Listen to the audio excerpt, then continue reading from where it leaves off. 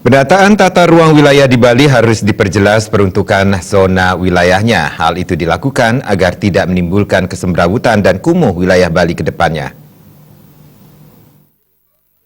Kita belum melakukan penataan tata ruang Bali yang lebih jelas. Selama ini terkesan masih belum jelas peruntukannya sebagai zona kawasan khusus untuk perumahan, industri, perhotelan.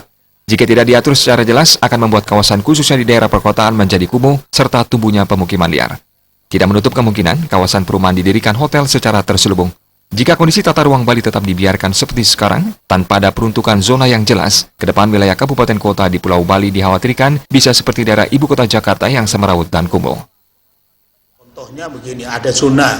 Jadi zona ini khusus untuk perumahan, khusus untuk hotel, ini khusus untuk kawasan industri, ini khusus untuk kawasan komersial. Tapi kalau itu nggak diatur, nanti harganya kumuh. Kalau kumuh ini kota itu akan kacau nanti. Di mana-mana pemukiman liar itu akan muncul.